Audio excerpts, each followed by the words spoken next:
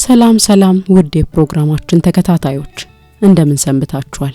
ዛሬ አንዱላችንንም የሚያሳስበን ግን ደግሞ የዕለት ተዕለት ህይወታችን አካል የሆነ ጉዳይ ይዘንላችሁ መተናል። እስኪ ያስቡት፣ እድር ከሌለ፣ እቁብ ከሌለ፣ ደቦና በችግር ጊዜ ደራሹ ባህላዊ ሴቶቻችን ቢጠፉ ህይወት ምን ትመስል ነበር?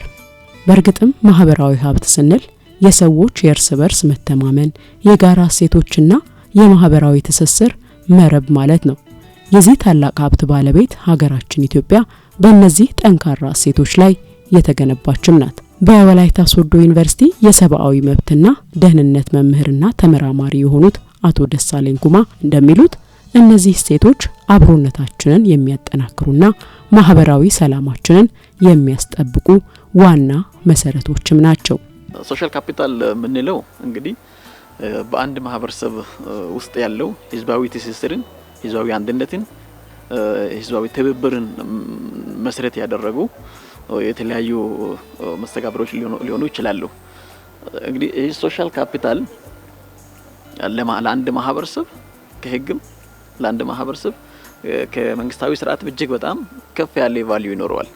ምክንያቱም አንደኛ ህዝቡ ተገዶ አይደለም፣ በራሱ ፍላጎት፣ በራሱ ተነሳሽነት፣ በራሱ ምርጫ በጋራ ነው የሚሄደው። የጋራ ውሳኔ ነው፣ የጋራ ፍላጎት ነው።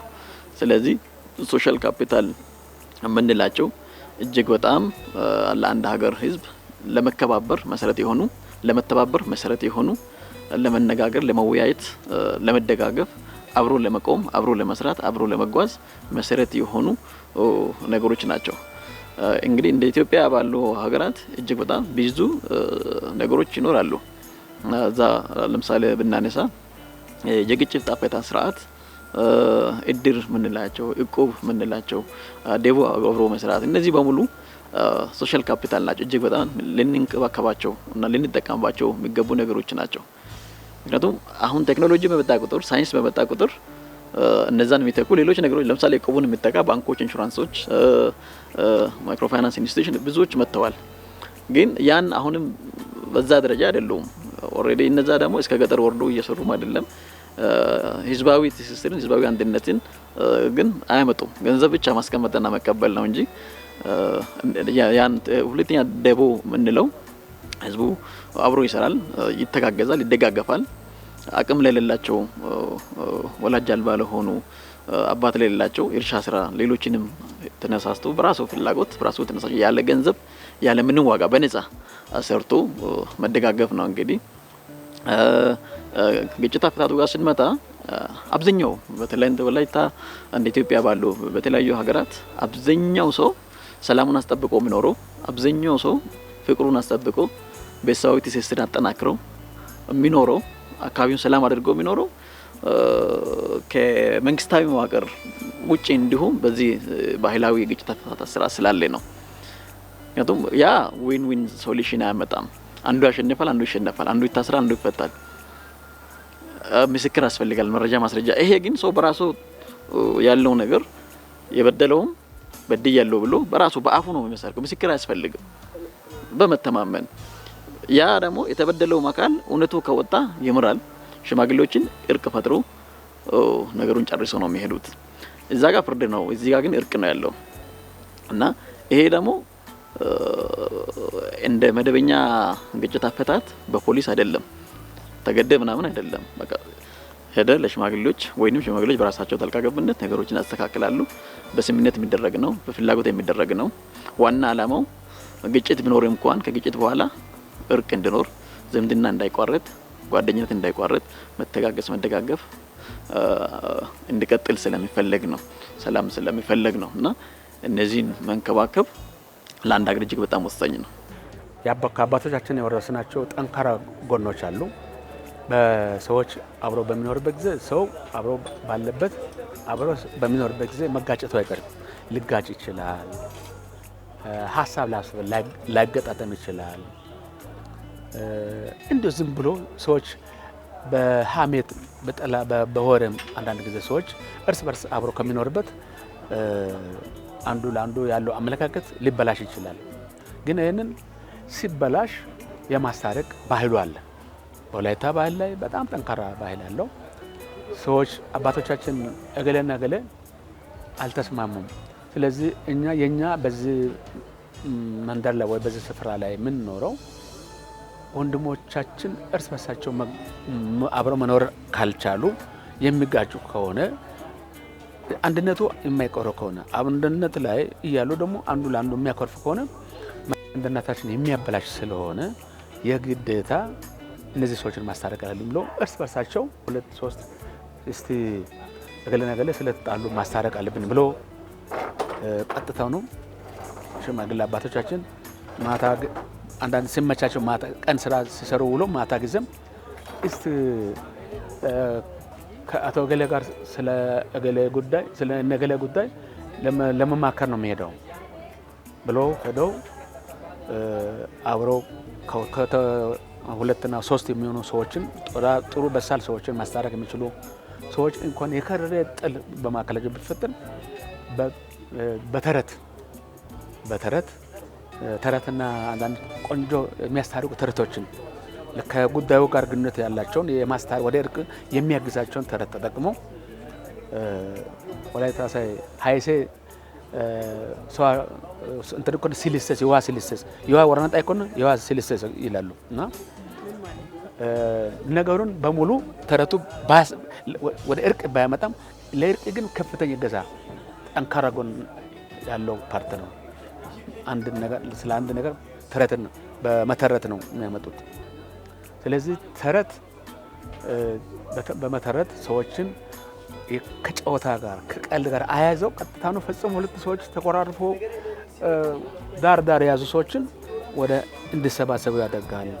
ከዛ በኋላ ቀስ ያሉ ችግራቸው ከሁለቱ ወገኖች ነገሮች ሰምቶ አጣርተው ለማንም ሳይወግኑ ትክክለኛ የሆነ ለማስታረቅ ሲፈልጉ ሰዎች ዋሽተንም ማስታረቅ ይላሉ። ሰዎችን ለማስታረቅ ወደ እርቅ ለማምጣት ዋሽተንም ማስታረቅ አለብን የሚል የኛ ወላይታ አባባል አለ።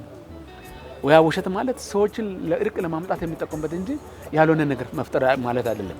ጠቀሜታው ያው እቁብ ስንሰራ እቁብ አጠራቅመን አንድ ቀን በምናገኘው ብር ምንም ነገር ላንሰራ እንችላለን። ያችን እያጠፋን ልንሄድ እንችላለን። ግን በዚያን ጊዜ ሰዎቹ እንዲያርግ የባለፈውን ብር እንደዚህ ማድረግ አለብህ፣ ያንን ብር ብዙ ጊዜ የለፋውን ቡና እያፈላን ምን እያለን እንግዲህ ሰዎችን እየተቀባበለን ብዙ ሂደት ላይ የደረስነውን ብር በከንቱ እንዳናባክን ያው ምክር ይሰጣናል። ሰው አንዱ ከአንዱ ጋር አሁን ወንፐል የሚባለው አለ፣ ደጓ ይባላል በወላይተኛ። እንግዲህ በፊት ሰው 5፣ 6 ከዛም በላይ 10 ሆኖ በአንድ ሰው እርሻ ላይ እየሰራ የሚውልበት አጋጣሚ አለ። ከዚህ በፊት ለምሳሌ እኔ አንድ ቀን ሰርቼ ያችን ጨርሼ ቤት ገባለሁ እያልኩ ከምታመም ከ10 ጋር ሆኜ ዛሬ ራሴን ጨርሼ ደግሞ ነገ አርፌ በግማሽ ሰዓት ደግሞ የሌላውን ሰው ሰርቼ ጨርሼ ከነገ ወዲያ ደግሞ የሌላውን ማሳ ሄጄ ሰርቼ እንደዛ እየተጠቃቀመን ያለፍንበት መንገድ አለ። ይጠቅማል ማለት ነው። አሁን እድር ላይ አንዳንድ ሰው ከሰው ጋር ያለውን ጤናማ ግንኙነት እንዲቀጥል ጥሩ ነገር አለው እድር ላይ። እንደገና ደግሞ ይሄ እክል ምናምን ሲገጥም እውነት ነው ሰው ለሰው መድኃኒት ነው።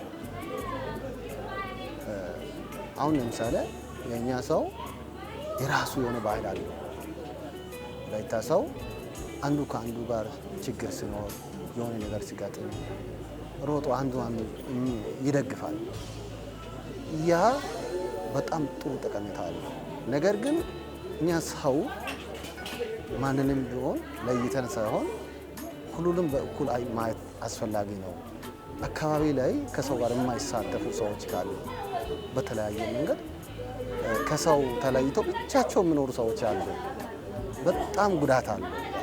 ምክንያቱም ሰው ጋር ጠጋ ካለ የሆነ የሚማረው ነገር አለ። መጥቶ እኮ የሚሰራው ስራ ትንሽ ነው። ተባብሮ አንዱ ከአንዱ ጋር የሚሰራው ነገር ትንሽ ነው። መጥቶ ሲጫወት ምን ሲል የሚያዝኑ ሰዎች እኮ ይጽናናሉ፣ ይረሳሉ። ያን ጨዋታ መልክ ምናምን ይረሳሉ። ከዛ ከሰው ጋር መሆን ነገሮቹን መግባት ይቻላል። ያ ጥቅም አለ። ጥያቄው እዚህ ጋር ነው። በጊዜ ሂደት እነዚህ የዘመናት የጥንካሬ መሰረቶቻችን የላሉና እየተሸረሸሩ መምጣታቸውን በርካታ ጥናቶች ይጠቁማሉ። ለምን ይመስላችኋል? ግለኝነት፣ ሉላዊነትና አሁን ሁላችንንም የያዘን የቴክኖሎጂና የማህበራዊ ሚዲያ ተጽዕኖ ከጎረቤታችን ይልቅ ከስልካችን ጋር የምናወራበት ጊዜ መብዛቱ ዋነኞቹ ናቸው። እርቅ ለሰው ልጆች እግዚአብሔር የፈጠረው የሚያስታርቁ ብዙሃን ናቸው የሚላል እና ሰዎች የማስታረቅ ባህል በእኛ ላይ በጣም ጥሩ የነበረው አሁን ግን ሰዎች ሲጣሉ ከማስታረቅ ጠላትነት ነው ሌላ የበለጠውን ጠብ እንዲጫር ነው የሚያደርጉ ሁኔታ ባህላችን ወጥቶታል።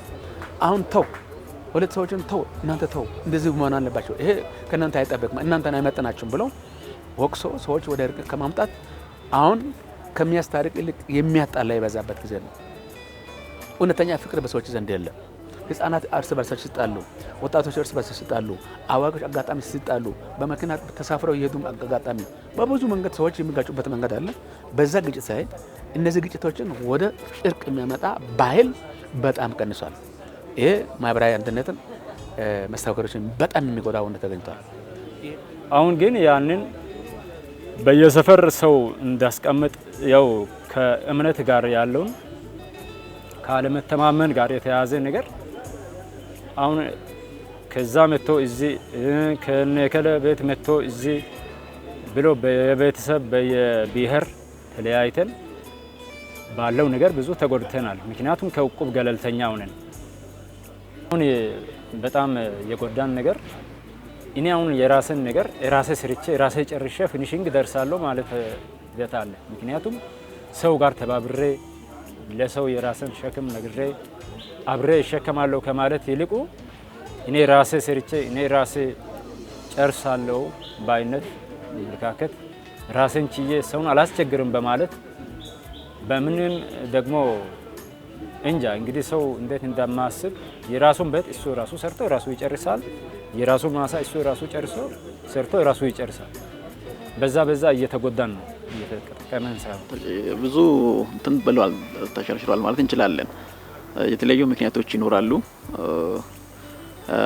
አንደኛ ይሄ ፕራይቬታይዜሽን ማለት ይሄ ሊበራሊዝም ማለት ግለኝነት ስመጣ ሰው ከማህበረሰብ ጋር ያለው ትስስር፣ ከጎረቤት ጋር ያለው ትስስር፣ ከጓደኛ ጋር ያለው ትስስር፣ ከኮሚኒቲው ከባህሉም ጋር ያለው ትስስር፣ ከሃይማኖትም ጋር ያለው ትስስር እየቀነሰ ስመጣ ሰዎች እንግዲህ ከእንደዚህ አይነት ከሶሻል ካፒታል እየወጡ የሚሄዱበት ሁኔታዎች ይፈጠራሉ። ቴክኖሎጂም የራሱ ኢፌክት ይኖረዋል። ለምሳሌ ስልክ ላይ፣ ቴሌቪዥን ላይ፣ ዩቲዩብ ላይ፣ ቲክቶክ የተለያዩ ማህበራዊ ሚዲያዎች ላይ ረጅም ሰዓት የሚያሳልፍ ሰው ከጓደኛ ከጎረቤት ጋር አብሮ ቡና ለመጠጣት፣ ለመዝናናት፣ ለመወያየት ሀሳቡን ለመቀያየር እንኳን እድል አያገኝም እና ቴክኖሎጂም ግሎባላይዜሽንም የራሱ ኢፌክት ይኖረዋል። ቴክኖሎጂም የራሱ ኢፌክት ይኖረዋል። እነኚህ ደግሞ ድጋፍ ከመንግስትም ድጋፍ ያስፈልጋቸዋል። እነዚህ ሶሻል ካፒታል ሊጠበቁ የሚገቡ ሊደገፉ የሚገቡ ፕሮሞት ማድረግ ያለብን ነገሮች ናቸው። ከመንግስት ድጋፍ ያስፈልጋል። ለምሳሌ አሁን ይሄ ቅድም ያለው ባህላዊ ግጭት አፈታት ስርዓት እጅግ በጣም መንግስት ሊደገፈው ይገባል ብዬ አስባለሁ። እኛም እንደ ዩኒቨርሲቲ ብዙ ጥናት እናደርጋለን። ግን በቃ ስልጠና መስጠት፣ በተለያዩ ነገሮች መደገፍ፣ ማጠናከር ያለብን ይመስላል። ከመንግስትም መንግስታዊ ካልሆኑ ተቋማት ብንደግፍ ብንንከባከብና ለቀጣይ ትውልድ እንዲተላለፉ ቢደረግ የተሻለ ነው የሚሆነው። ያ ካልሆነ ግን ድጋፍ ከሌለ በጥናት ማናስደግፍ ከሆነ በሳይንስ ማንደግፍ ከሆነ በበጀት በተለያዩ ነገሮች ማንደግፍ ከሆነ ግን አሁን ኦልሞስት እኮ ያየን ነው። ከተማ ላይ አሁን አይበዛም፣ ወደ ገጠር አካባቢ ነው አሁን እነኛ ሞር አፕላይ እየተደረጉ ያሉት። እየቀረ ነው ያለው ሰው እየተማረ ወደ አርባናይዜሽን እየተስፋፋ ስመጣ ያን ነገሮችን እየተወ ነው የሚሄደውና እነዛ ግን ሊቀሩ የሚገቡ ነገሮች አይደሉም።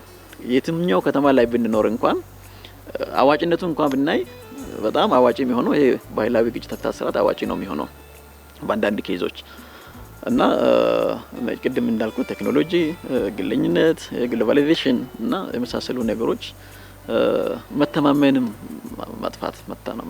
መጥፋት መቀዝቀዝ ሙስና እነዚህ ነገሮች ልዩነትን ደግሞ ማስፋት እነዚህ ነገሮች ሶሻል ካፒታልን እንዲሸረሽር እያደረጉ ያለው ነገሮች ናቸው። ታዲያ ይህንን የተሸረሸረ ማህበራዊ እሴታችንን መልሰን ለመገንባት ምን ማድረግ አለብን? የሁላችንም የተቀናጀ ጥረት ያስፈልጋል። ቤተ እምነቶች በመንፈሳዊ አስተምሯቸው ለእርስ በርስ መቻቻል፣ ለፍቅርና ለሰላም የበለጠ ትኩረት መስጠት አለባቸው። መንግስትም ቢሆን ለባህላዊ የእርቅና ማህበራዊ ተቋማት ዕውቅናና ሙሉ ድጋፍ በመስጠት ሚናውን መወጣት አለበት። የዘርፉ ምሁራን ችግሮቹን በሳይንሳዊ መንገድ በመተንተን የመፍትሄ ሐሳብ በማቅረብ የማህበረሰቡን ንቃተ ህሊና ማሳደግም ይጠበቅባቸዋል። ይህንን አሁን እንዴት ዴቨሎፕ ማድረግ አለብን ወደሚለው ብቅድ ሰዎች ዛሬ ሁሉም የወጣቱንም ሆነ የአዋቂ ናቸው የሚባሉት ነገሮች ከሰዎች የእርቅ መንፈስ ጠፍቷል። ያን የእርቅ መንፈስ የጠፋውን እግዚአብሔር ወደ እርቅ እንዳመጣለን ሰዎች በሰከነ መንፈስ እግዚአብሔርንም ከመፍራት ጋር ሰዎችንም እንደው እግዚአብሔርን ባንፈራ ሰውን ባንፈራ እግዚአብሔርን መፍራት አለብን የሚለው ነገር ወደ አይምራችን መለስ ብለን ሰዎችን ችግር የኔ ችግር ነው ብሎ የጎረቤትን ችግር የኔ ችግር ነው ብሎ የማህበረሰብ ችግር የኔ ችግር ነው ብሎ ሰው ወደ መለስ ብሎ ወደ ዞር ብሎ ራሱን ማየት አለበት። አካባቢው በክርስትናም ባህል በየትኛው ሃይማኖት ባህል ላይ እርቅ የሚደገፍ እንጂ ደካማ መጥፎ ጎን የለው አብሮ መኖር ማለት ነው። ከእንደገና ተነስተን ግን እንደ በፊቱ ሳይሆን ከበፊቱም የተሻለ ማህበረሰባዊ ኑሮ አጠናክረን ለመኖር ኡቁቡንም አንድ ላይ ተባብረን ጥለን በጥቅም ላይ ብንዋል ይሻለናል።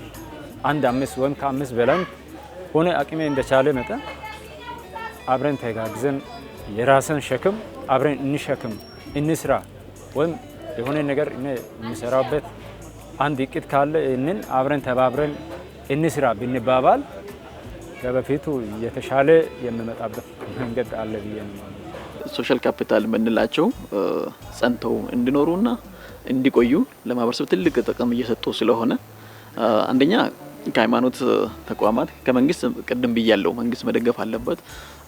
ትምህርት ተቋማትም እንደዚህ በምርምር በጥናት ስልጠና በመስጠት መንግስትም ፖሊሲን በማቅረጽ መደገፍ መቻል አለበት። የሃይማኖት ተቋማት መቻቻልን መስበክ ምክንያቱም የኔን ሃይማኖት ፍቅር ከሌለ በፍቅር ካልሆነ በስተቀር በሌላ ነገር በማስተማር ሌላው ወደ እኔ እንዲመጣ ማድረግ አልችልም። ስለዚህ ፍቅርን መሰረት ባደረገ መንገድ መቻቻልን መሰረት ባደረገ መንገድ ከሌሎች ጋር አብሮነት ከሌሎች ጋር እየተባበርን በአብሮነት በፍቅር በአንድነት ስንኖር ነው። ምክንያቱም ሰው የኔን እምነት ከኔ ነው መማር ያለበት ከመናገረው በላይ ደግሞ ከማደርገውም ጭምር ነው እና አንዳንድ አሁን የሚደረጉ ነገሮች አሉ ግለሰብ ሰዎችን በቃ በክላን በጎሳ በብሔር በሃይማኖት ለይተው ለይድርኩ ሃይማኖት አያስፈልግም። ደቦ ለመጥራት ሃይማኖት አያስፈልግም። እቁብ ለመሰብሰብ ሃይማኖት አያስፈልግም። መተማመን ካለ ማህበራዊ መስተጋብር ስለሆነ ማህበራዊ ትስስር ስለሆነ መከባበር መተማመን ካለ ሃይማኖት የግል ጉዳይ ነው የነፍስ ጉዳይ ነው። እሱን በራሴ ሲስተም አደርገዋለሁ። ይሄን ግን በጋራ የምናደርገው ነገር ነው። ጎረቤቴ እዚህ ጋር ያለ ሌላ ሃይማኖት ሰው እሱን እኔ ኤክስክሉድ አድርጌ ከሩቅ ሄጄ እንትን ብል ደስ አይልም። ነገ አብሮን ለምንኖረው ኑሮም ደስታ የሚሰጥ አይደለም። ስለዚህ ሃይማኖት አባቶች አንደኛ አካታችነትን ፍቅር መሰረት ያደረገ እና መቻቻልን መሰረት ባደረገ መንገድ እነኚህ ማህበራዊ ሶሻል ካፒታል የምንላቸው ነገሮች እንዲጠበቁ መስራት ይችላሉ ብዬ አስባለሁ። ግንዛቤም እንዲኖራቸው የማድረግ ስራ መሰራት አለበት። ከሙራን በተለይ ማህበረሰቡ መጠቀም አለበት፣ መደገፍ አለበት፣ መንከባከብ አለበት፣ ለቀጣይ ትውልድ ማስተላለፍ መቻል አለበት ብዬ ነው ማስበው። ማህበራዊ ሀብትን መልሶ መገንባት የአንድ ወገን ብቻ ሳይሆን የሁላችንም የዕለት ተዕለት ኃላፊነት ነው። ዛሬውኑ ከጎረቤታችን ፈገግታን ጀምር። እድርና እቁባችንን ደቦና ባህላዊ የእርቅ ስነ ስርዓታችንን አጠናክረን እንቀጥል። ክቡራን ተመልካቾች ለዛሬ ያዘጋጀንላችሁ ፕሮግራም ይሄንን ይመስል ነበር። በቀጣይ በሌላ ጥሩ መሰናዶ እስከምንገናኝ ድረስ መልካም ሳምንት።